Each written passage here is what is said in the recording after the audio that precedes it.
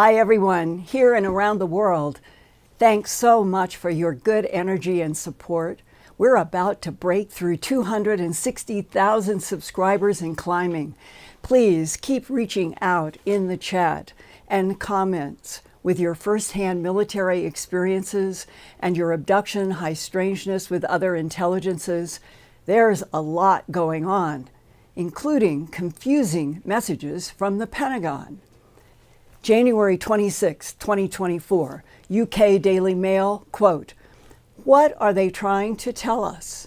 Internal Pentagon report by the Office of Inspector General warns that America is unequipped to defend itself from an alien invasion. A newly declassified document found that the Department of Defense, DoD, lacks comprehensive or coordinated effort to track and analyze UFO UAPs. DoD efforts to identify and understand UAPs has been irregular because of competing priorities, lack of substantive progress, and inconclusive findings, close quote. 3 days later, on January 30th, 2024, came this Hill headline, quote, "What has happened to the Pentagon's former UFO hunter," close quote. And they are talking about Sean Kirkpatrick, who never really hunted UFOs.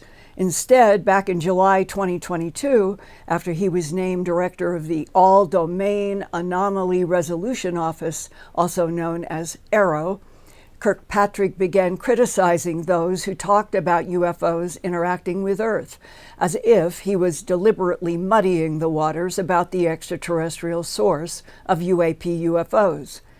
The Hill's news report ended on a question that all of us wanting truth are asking, quote, "Why would a former Pentagon official continue a long tradition of obfuscation and distortion about the enduring mystery of UFOs," close quote.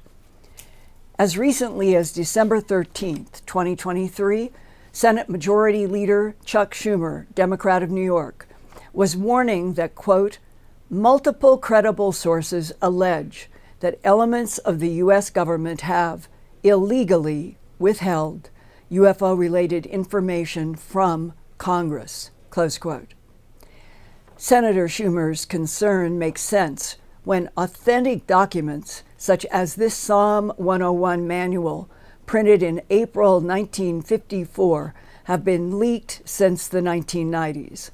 The whole title is, quote, "Psalm 101 Majestic 12 Group Special Operations Manual, Extraterrestrial Entities and Technology Recovery and Disposal, Top Secret Magic Eyes Only," close quote, by the Majestic 12 Group, printed in April 1954 with the U.S. War Office stamp that was still used in the 1950s.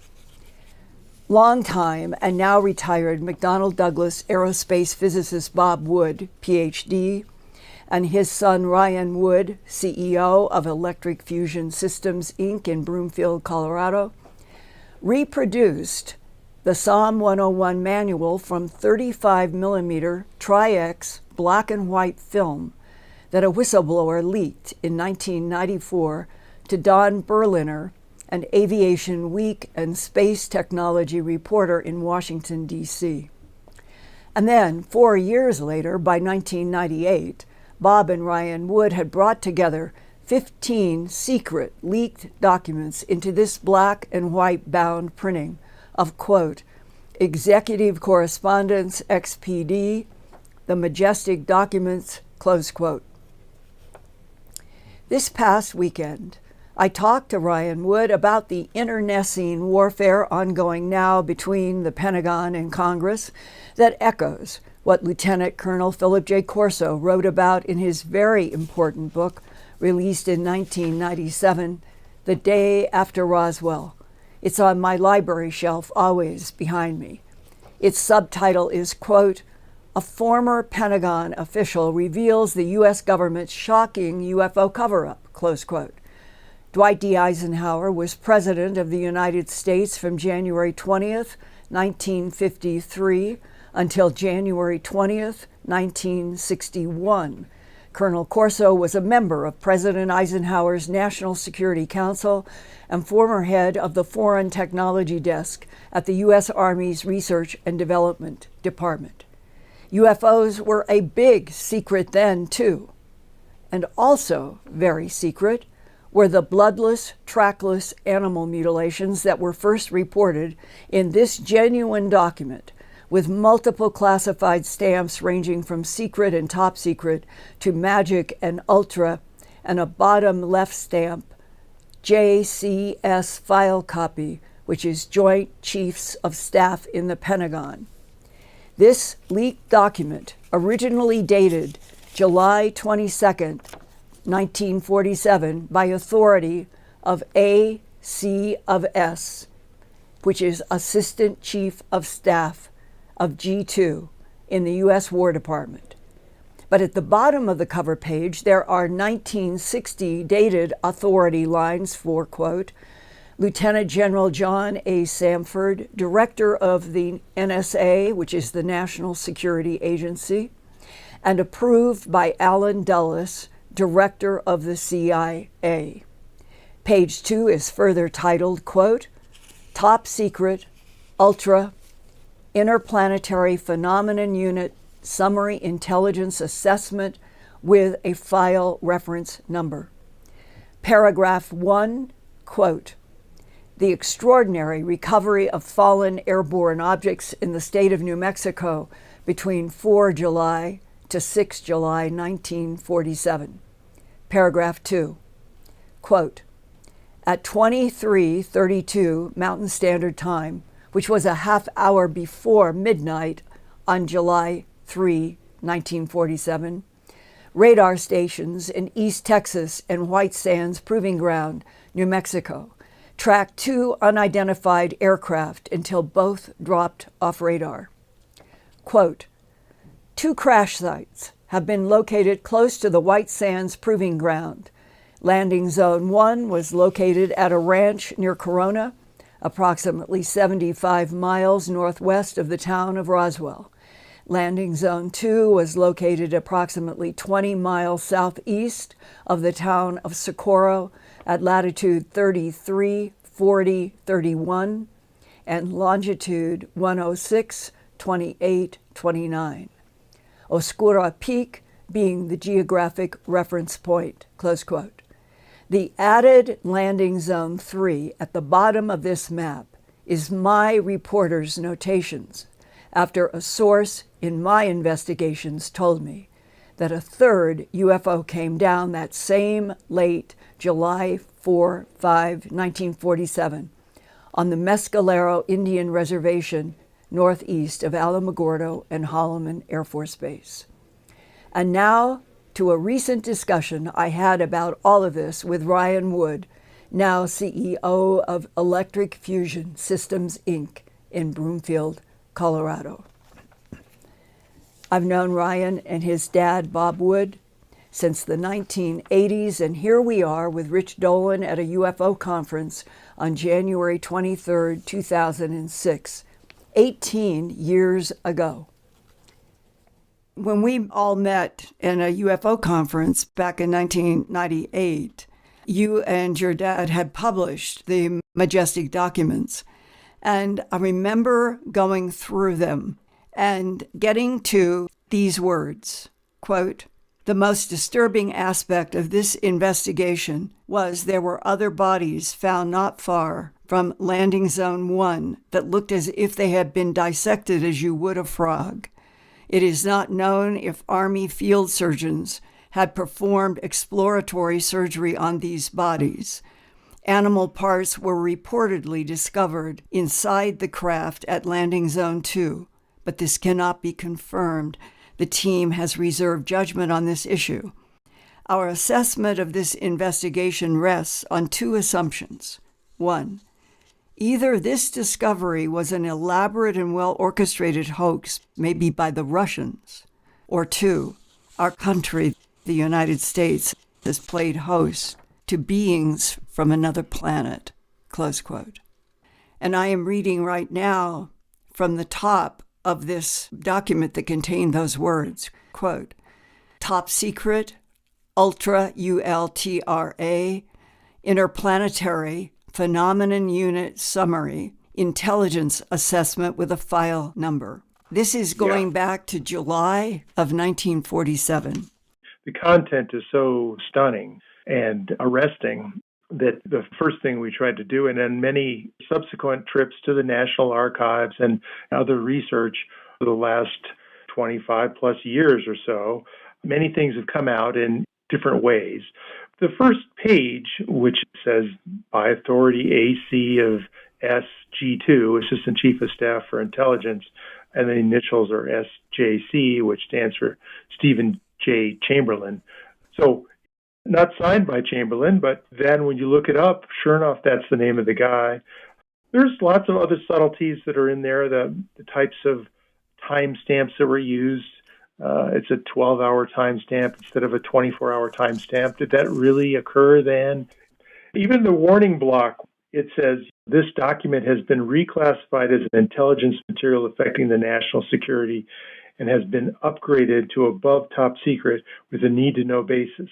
Only those authorized persons with magic access may have access. Downgrading schedule to commence only with approved presidential executive order and approval of the U.S. Majestic Intelligence and Security Command. So most people think the president can declassify anything, but this document way back here in 1947 clearly states that there seems to be some law and procedure that it takes more than just the president to say it's declassified, that you have to have it approved and it's appropriate to be declassified. So that's the first cover page. And then the things that caught my attention in this document was around the autopsy of the aliens. It says point 11, as to the bodies recovered from LZ-2, it appeared that none of the 5 crew members survived entry into our atmosphere due to the unknown causes. Dr. Dietlif Bronk asked to assist in the autopsy of one well-preserved cadaver to be done by Major Charles E. Ray, Medical Corps. So when I saw Charles E. Ray, I said, well, who's this guy?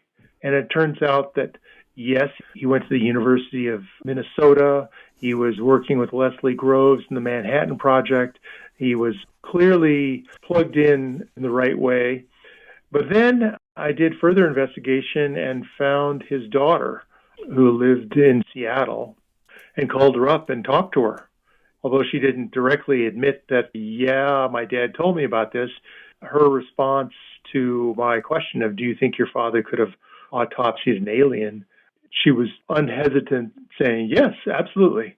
This is in the context of number 1 of this top secret ultra document.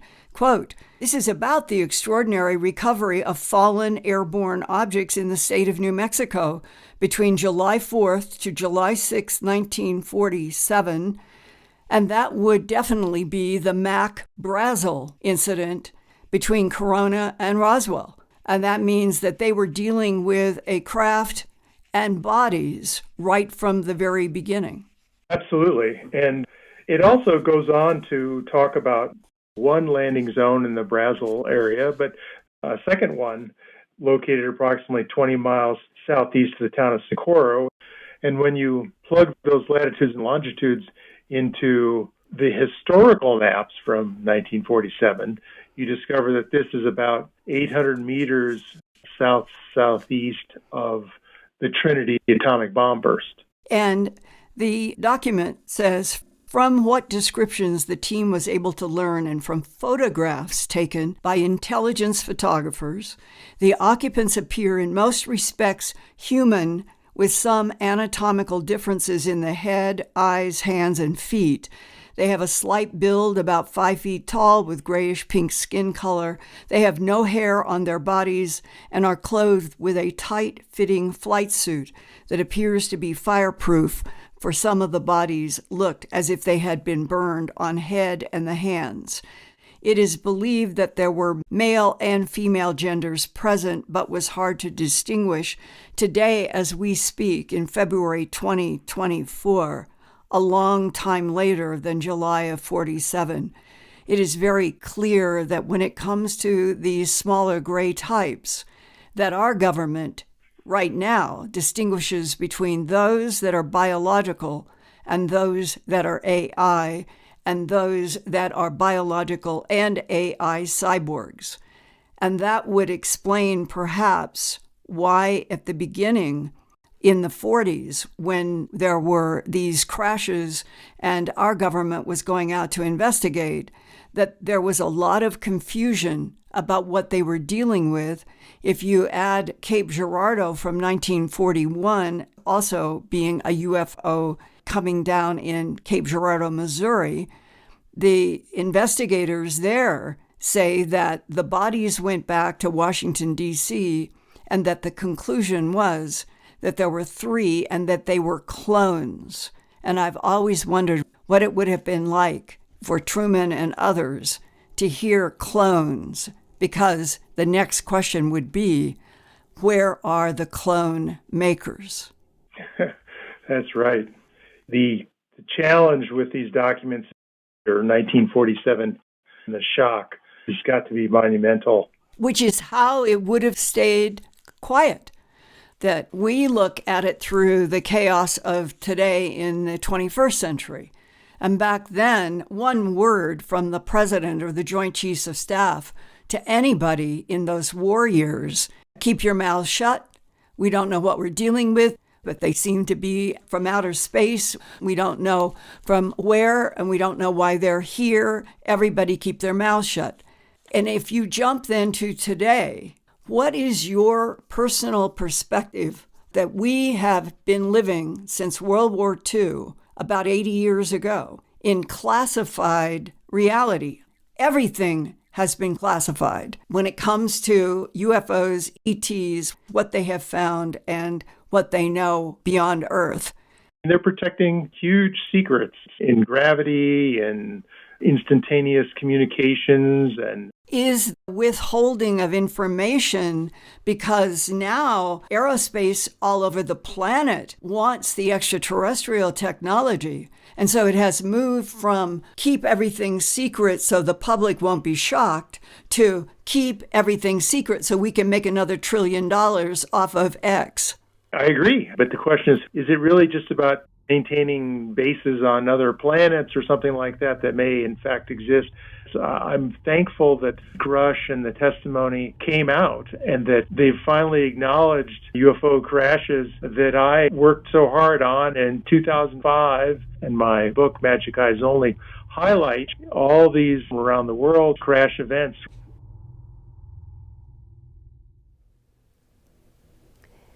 And for more of Ryan Wood's extensive work to open up the truth about UFO phenomena, I want to tell you that I hope all of you will get Magic Eyes Only. It is about 74 UFO crashes on Earth between the years 1897 to present day. It has copyrights original of 2005 and updated in 2024. It is available at Amazon.com. And Nick Pope, who worked for the MOD so-called UFO desk in early 1990s, says, quote, that with Congress having received sworn testimony that the U.S. government is in possession of extraterrestrial spacecraft, this expanded and updated second edition of Magic Eyes Only by Ryan Wood is timely. His meticulous research has resulted in the definitive book on alleged UFO crashes. If just one of the 104 cases documented here is definitively proven, our world will change forever. And then I want you to consider the AI Ufologist Book of Questions and Answers. And this is a copyright 2023 book, also at Amazon.com.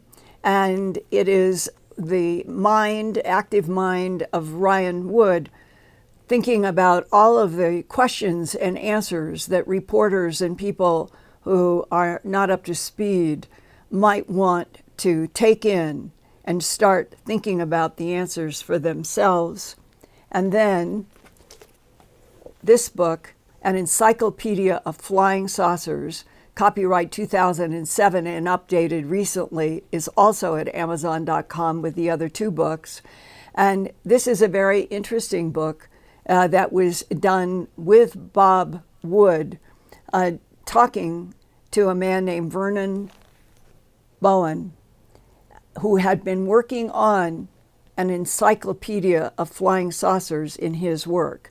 And I recommend all three. And again, Ian is putting links to these books in the live chat, and also details of the books in the description of tonight's program. And I personally feel that it is really important that we not lose sight of the links between an alien intelligence on this planet and the subjects that everybody wants to go away. Animal mutilations and human abductions to be two at the top of the list. If we turn away from them because they make us nervous or they could potentially be dangerous, and all of the things that we can dream up in our own minds, but until we break through to the whole huge, we're not alone, and other intelligences have been based on this planet for at least 278 million years, and they're here now and through our solar system and beyond, we need to be able to be educated about all of the details of everything, good and bad and neutral. And so I hope tonight that you will look at this, the program tonight, as an effort to keep educating, keep updating, but not with the idea that we can't all be educated with new information from the government, from the military, from scientists, from doctors, about what they really know, so that we could be updated ourselves. And that in the end, it could be that we will evolve to a point where beginning to understand all of it, the big story, and what is the need by other life forms or life form for biological tissues and hemoglobin and other chemistries from Earth. It might be a story of compassion from us to them if we knew the whole truth. So with that, dear Ian, I would like to transition to questions and comments. Hi, Linda. Thank you. That was a great presentation. It's always good to hear Ryan Wood on as well. I can also add that his book, the Magic Eyes Only, is an updated version, and yes, it's also including, I think it's now updated to more than 100 crashes. That's what his latest analysis is, to actually update it and include even more crashes and retrievals in that book itself. Okay, so in the questions tonight, straight off, PCM Denault has sent us a message. He says, wish someone could get Truman and admin stuff declassified, including MJ12. What was really in their minds about the ETs, etc.? What did they think they were doing, Truman and MJ12, about space and how it fits into the USA and world affairs? Well, let me go to the voice, who is extremely intelligent and experienced in all of this, and I'm talking about Philip J. Corso. Anticipating a question something like that, I copied page 180 and page 181 from The Day After Roswell by Lieutenant Colonel Philip J. Corso. And here are his own words from reading, as he told me, so many documents about animal mutilations, human abductions, all sorts of various interactions that they were linking to, we'll call it the alien presence.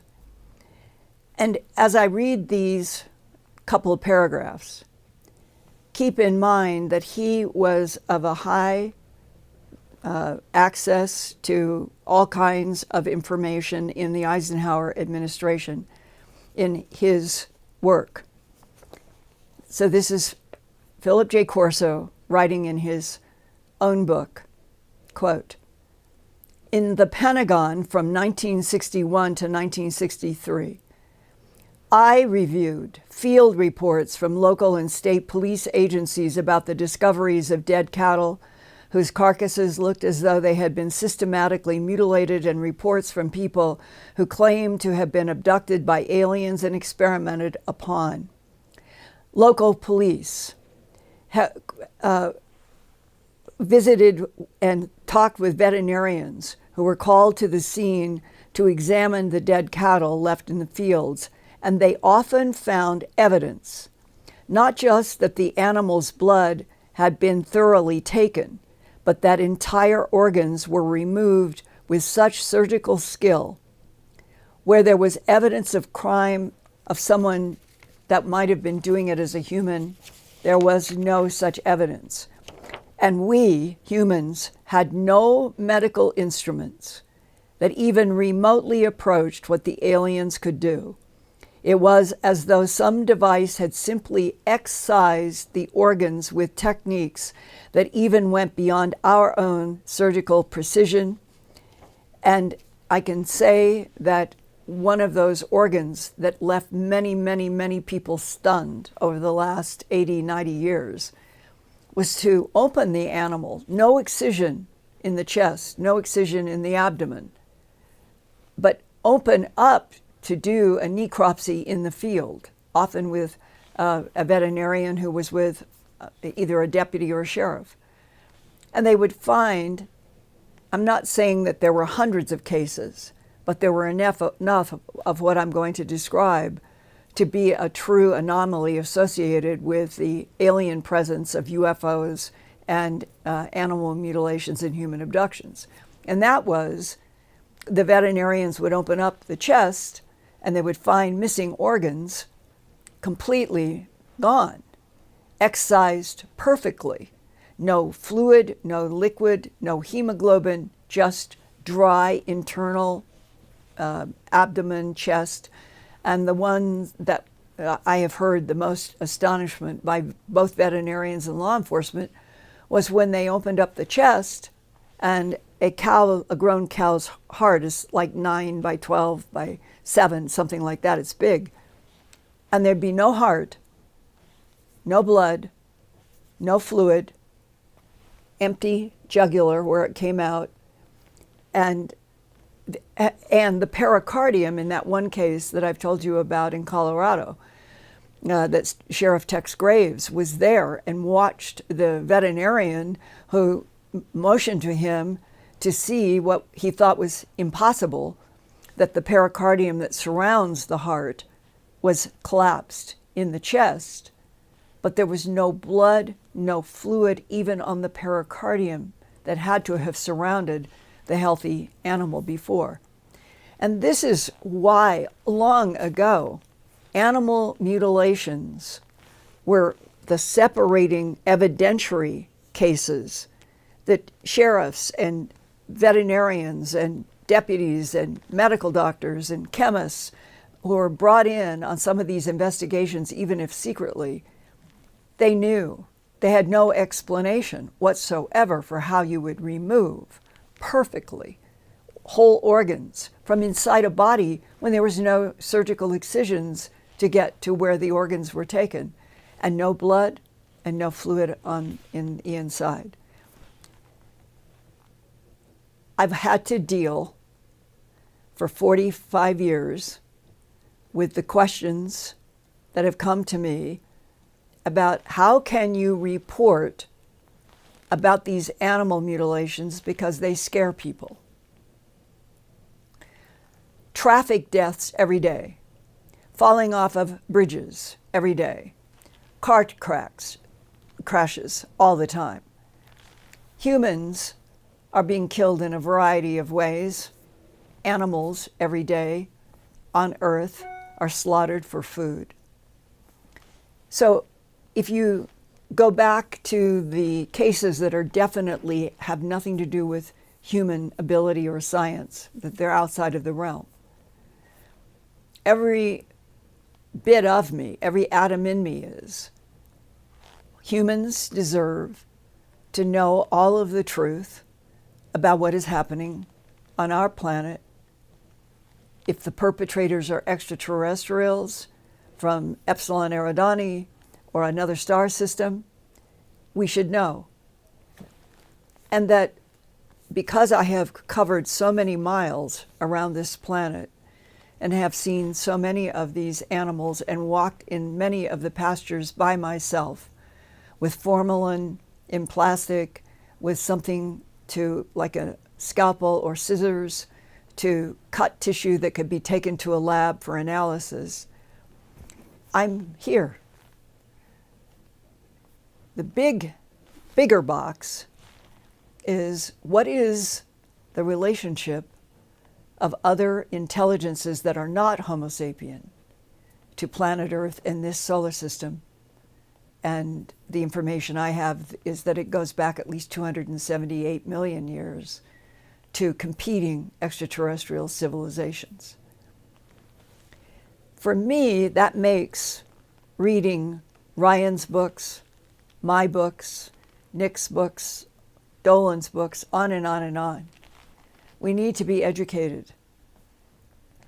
And I do hope that what this is leading up to, no matter what the Pentagon is trying to resist, and how difficult it appears to be now for, let's say, the House subcommittee hearing to keep going and doing more, we'll call them the interviews like they did with Grush and others, so that there is a dialogue that continues and we become educated. Because I do feel, very honestly, that a point in time is before us, that there is an important reason for all of us to be more educated, because I think that there is an evolutionary time coming where it will be very important for those humans here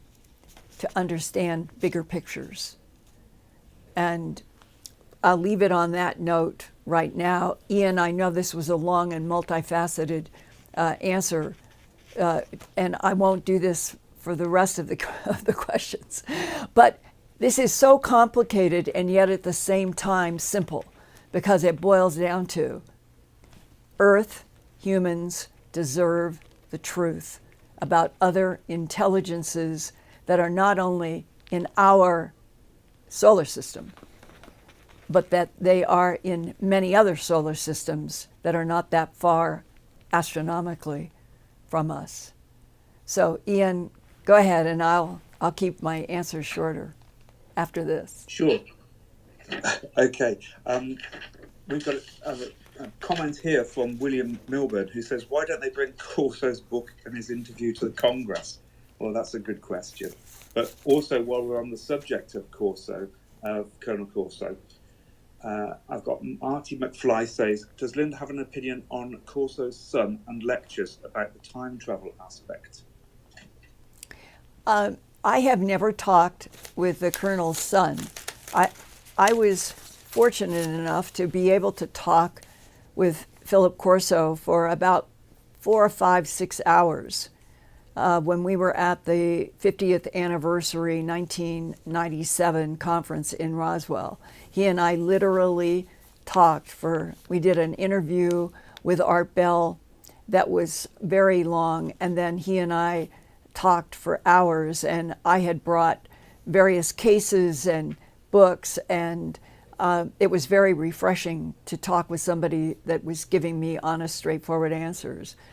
And then eventually, but his son was not in those discussions at that particular conference because he was doing other work with somebody while the Colonel and I were talking. But I was able to bring up difficult subjects, and the Colonel went deep into the well with me about what he knew. There is so much. There are so many facets. They go in so many different directions. And the whole idea of even trying to understand the real nature of this particular universe is part of the challenge. So I was also able to see firsthand the original manuscript that Colonel Corso submitted for the book that became The Day After Roswell. And it had more information in it.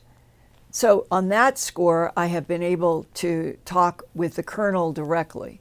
And maybe at some point, I can talk further with his son. But let's go on to other questions. Yes, regarding the cattle mutilations, I've got two questions here. One from Tim Ambrose, who says, was there any evidence of cattle mutilations in commercial feedlots? But also, I think we can tie this in here from Ima Enigma. Were there any mutilations reported during the cattle drives in the Old West or by the indigenous American people? You would think so if this was a paranormal thing. Interesting modern phenomena. Who recorded these first? Really two good questions. And about the cattle drives, I am personally not aware of anybody ever reporting any mutilations in a cattle drive. If you have such information, I would appreciate if you'd email me at earthfiles@earthfiles.com. About the slaughterhouses and the places for preparing food and all of that, or somebody who had animals in a corral. I went to one of the slaughterhouses when I was working at Channel 7 and was working on A Strange Harvest. And it was difficult to go there and see the operation. And it probably was an irony that has never left me, that we are very concerned about the bloodless, trackless mutilations of a variety of animals that range from cattle to horses to every domestic animal that you can think of, and then wild animals that include reindeer and elk and marmots and kangaroos, and it just goes on, of the type of animals that have been found with these same bloodless, high heat at the excisions. And watching what happened in the slaughterhouse and talking with the owner of the slaughterhouse, I had asked that question. Have you ever had any animals brought here in which an ear, eye, tongue, jaw, flesh, genitals, rectum removed? And the answer in the 79 to 80 time period in Colorado at that time was no. That doesn't mean that it hasn't happened. But I think, based on, I've truly have interviewed about 3,000 people in the abduction syndrome. I have been to hundreds of sites having to do with animal mutilations in many, many different places.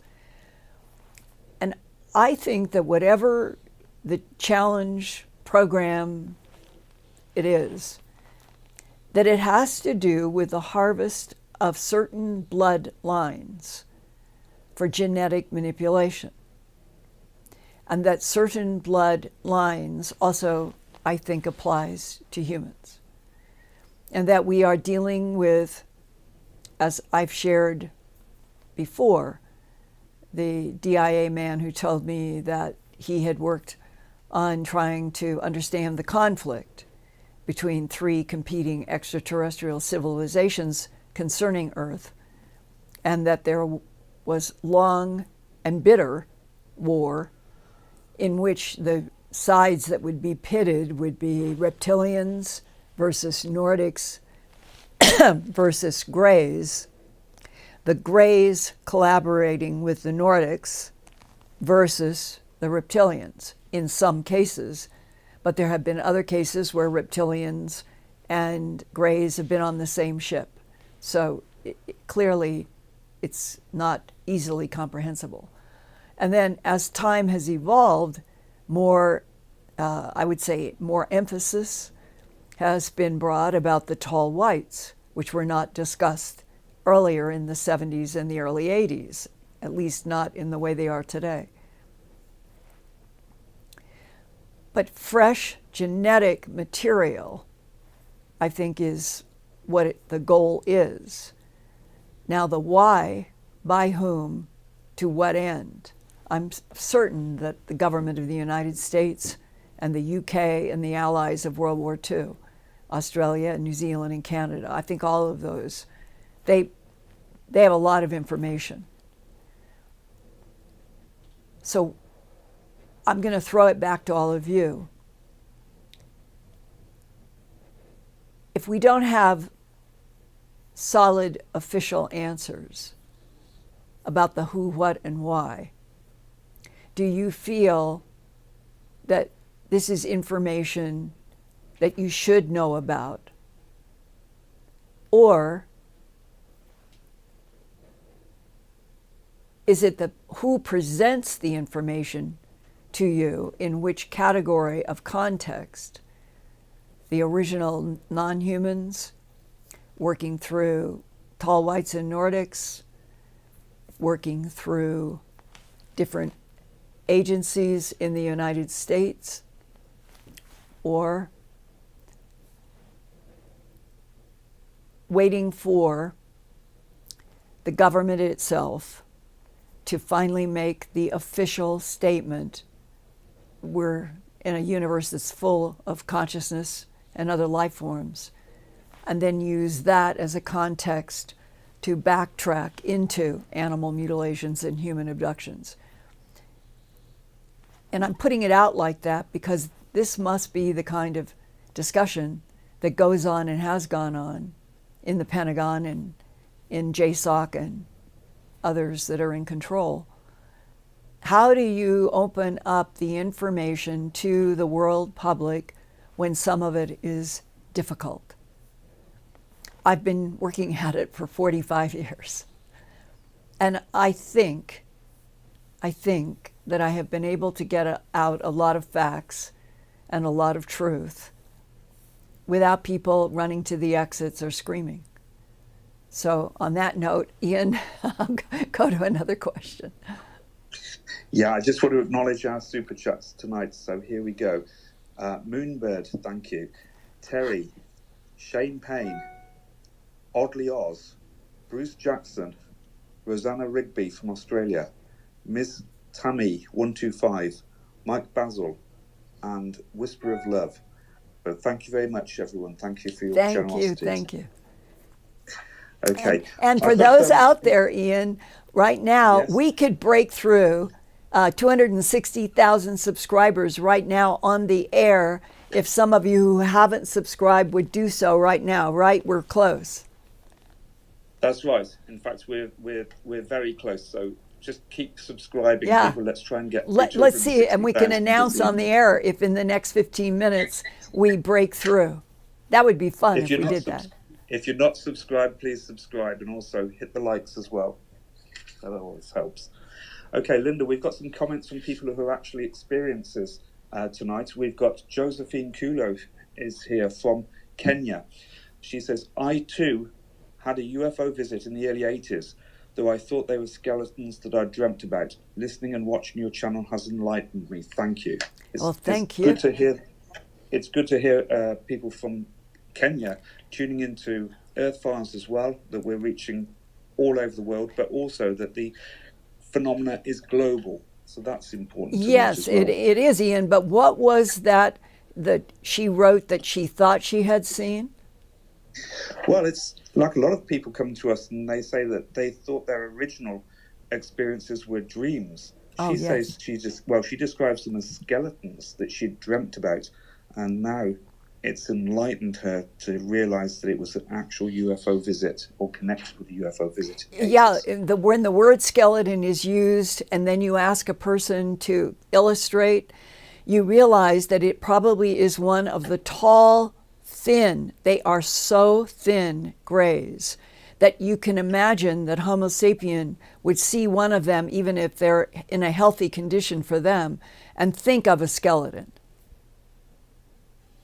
That's right. And I think that people sometimes, they use screen images as well to disguise what they actually are, and people sometimes fit in with what they think they might be. We've got Melissa Wentland Moreno is here as well. She says that greetings from Hudson Valley, New York. I live on the northeast UFO corridor. I actually asked her if she had any sightings or encounters. She says, oh yeah, my whole family at various times, alone and together, time lost, implants, etc. With which type? Well, that's really important. Everybody, send in the types that you are seeing in dreams or in your room or fading in and out or whatever it is that you think could be a holographic projection, a real being. Always try to illustrate, make a sketch so that for someone like me who has been through so many different interviews, if I can tell even from a sketch pretty much the type. And it's very important to understand the types that are interacting in any given moment. And remembering as well that some people have experiences with multiple types of beings as well.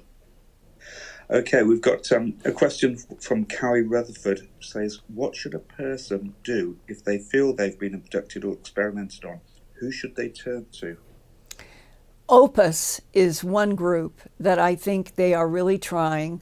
Opus has been, you can just go to your URL bar and type in OPUS, all caps. It was founded by Les Velez, a longtime friend in MUFON, and he had the, I guess you would say, angst about who do we go to? Who can we match up people in the abduction syndrome? And that's what Opus tries to do. And it's easier to just go to a website and type in OPUS, and then you'll see streams and streams of information.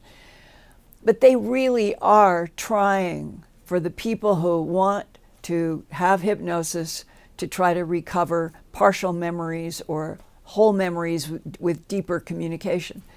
And because they're working with hypnotherapists all over and they're trying to find at least one or two per state, then those are people who don't have to be brought up to speed. They already know the whole big, huge human abduction, we'll call it canvas. And so that makes it better for anyone who would like to work with a hypnotherapist to recover memory or explore the symbols that you have seen or whatever it might be. These are people that Opus knows are familiar and can work with you, hopefully, in whatever state that you are in. Go ahead. Ian. That's right, yes. And also there's several states as well also have some abduction support groups. Also, if you go to Contact in the Desert, they also do a cosmic cafe where people can share their experiences, and that helps a lot of people too. Okay, I've got some points here. Bonnie Robbins makes the point that a 1,200-pound cattle has at least 10 gallons of blood. And Aliens for Beginners podcast says, when Linda Porter was shown her defective heart on the craft, there was no blood. It seems like they have a tool for this. No, she was not shown her heart. She was shown the heart that was taken from the calf in one of the illustrations. Although, sorry, that's one scene. You're right when we were back into the room of the tubes. Sorry, I was thinking of another aspect of this. And you're right, the gray was demonstrating for her on what was supposed to be a man who was going to be put in a new body and put in Australia. And that the gray showed her what he was going to do with her by his gray hand with the long four fingers, went like this down into the chest and came up with the heart in one swoop. She thought that's what happened. It was like one swoop with no surgery, and somehow coming in and bringing up the heart. And then the communication was that this man's heart was weakened from disease, and that it was important that this soul in this man be kept together in the same container, and that what they showed her, the tubes that had a variety of beings that were extraterrestrial and human, and that the bodies in those tubes were being sustained for different souls that match something in those bodies. And that when the gray lifted up that heart and there was no blood, no fluid, it was telepathing to her that her heart had been damaged when she was a child, and she had, it was some childhood disease that had left her heart weak. And that was her concept. They showed and demonstrated. But the man that they showed the demonstration with, they either revivified him because he was ended up standing in the floor with the gray, and she saw that, and then she doesn't remember what happened. Somewhere, I remember this whole idea of, she would think, and others in my Glimpses of Other Realities, Volume 2, who have been introduced from the ETs to seeing their body or other bodies in tubes, that they were doing all of this because they were going to help her, that they were going to change her heart, and she would be in one of these tube bodies of her own, so that her soul would somehow be reunited, and then she would be placed back in life on Earth. That was sort of the overall big story. And that the man who the gray was showing this bloodless heart and talking about how there was a defect and that the man would die, and that they wouldn't allow that because that body and that soul had to stay together for a certain period of time. And so they communicated to her and showed her telepathically here that they were going to completely heal the man and put him in Australia, in a place where he would never cross paths with his Minnesota or Michigan United States family, but that would guarantee that that particular soul and that particular body would be together for the length of time that the ETs were saying was necessary. Now, I know that I brought you right up to the ledge.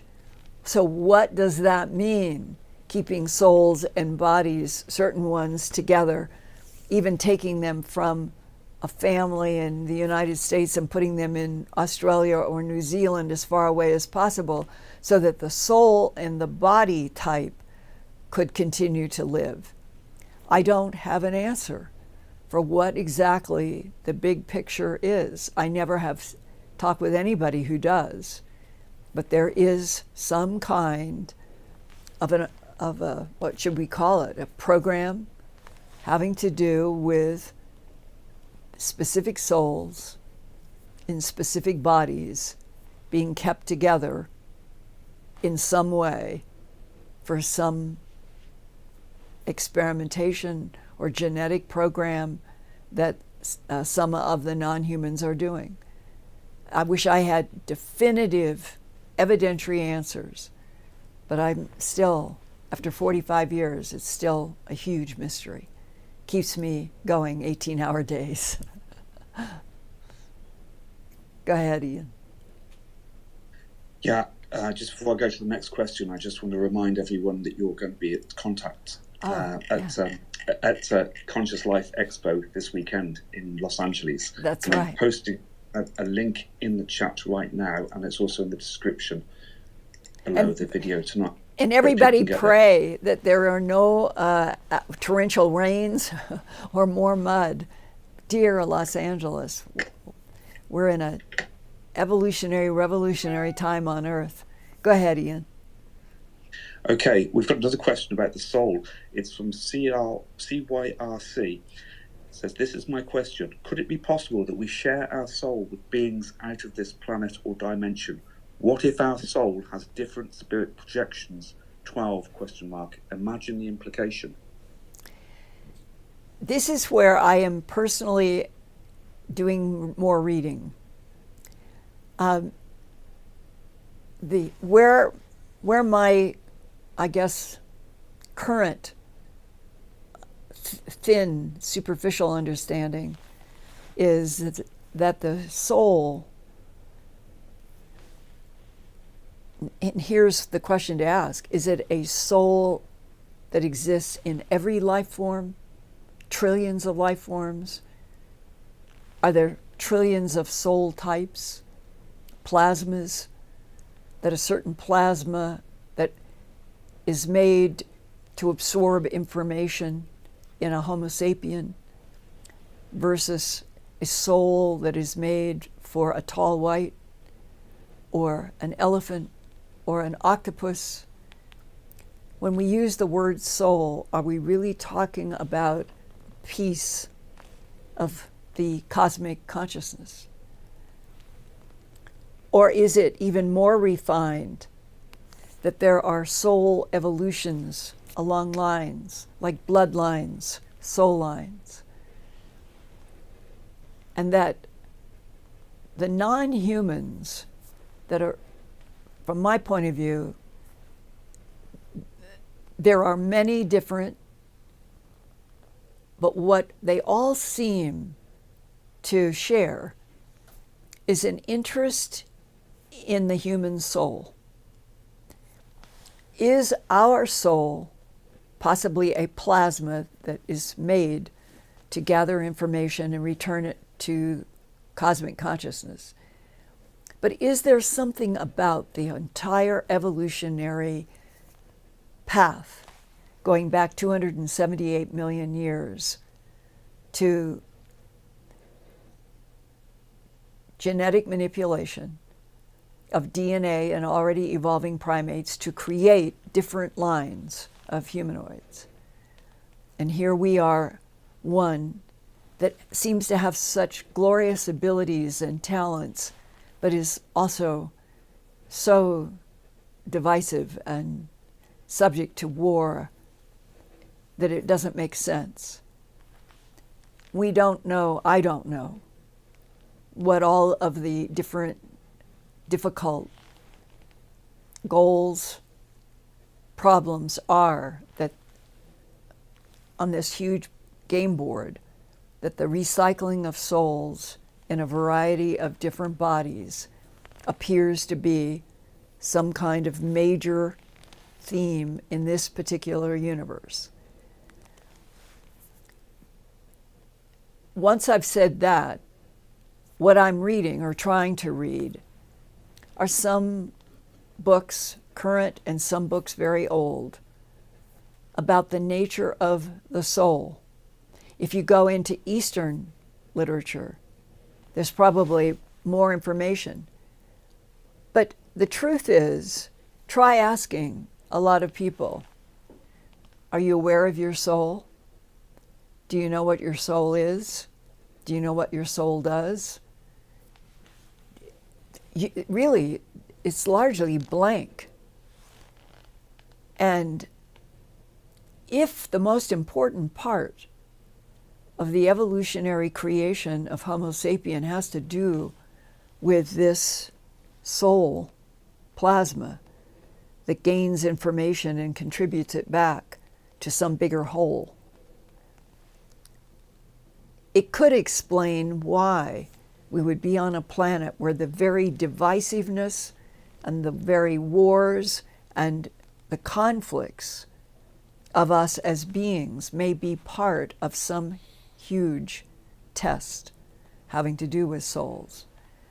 So I would urge all of you, and I will be happy in the future, to do a program having to do with where I think at least some of the information about soul development and evolution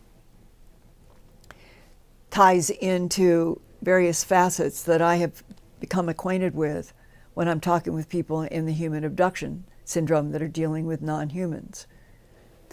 But there, remember, if there are different types of non-humans, there are different types of motives, there are different types of relationships with the US government, and there certainly are different types of relationships between non-human and non-human, just like Earth.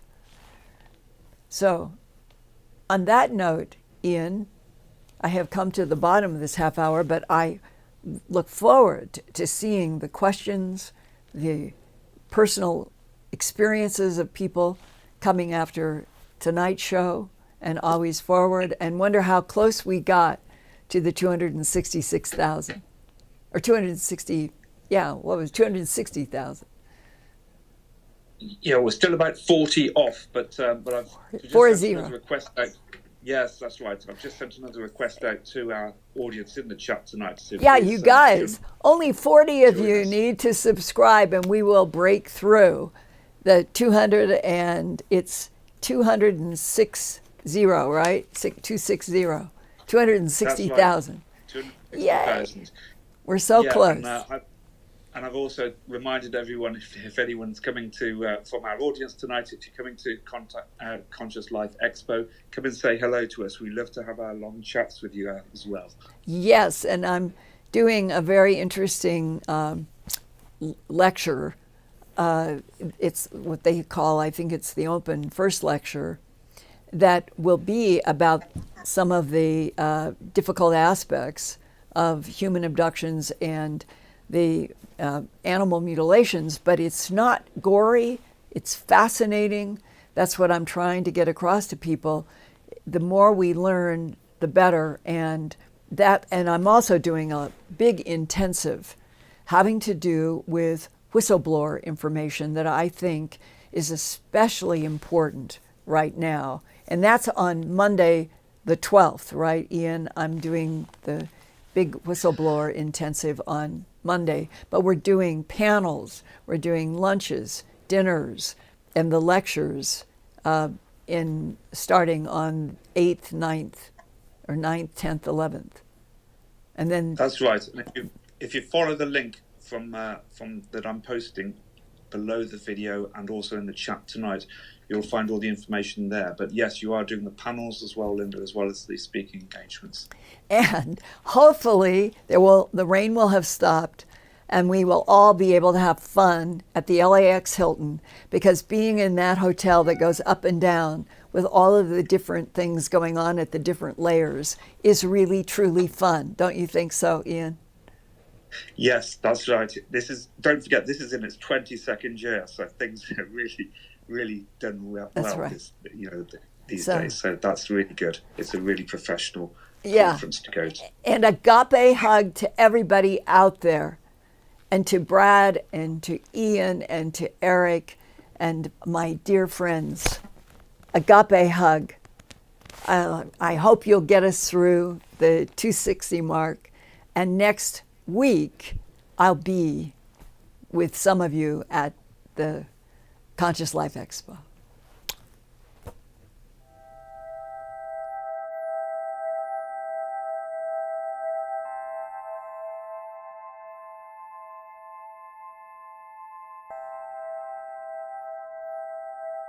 Turn on closed captions for YouTube videos by clicking the white CC button on the lower right. The default language for Linda's videos is English. If you would like to see the captions in another language, click on the white settings button next to the CC button. Select Subtitles CC, and then select Auto Translate. Select a language, and the captions will now appear in that language.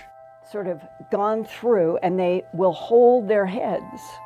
I never had a cat do that before. And they'll pull against the comb, helping me get out snarls. And I think it's the best they've ever been.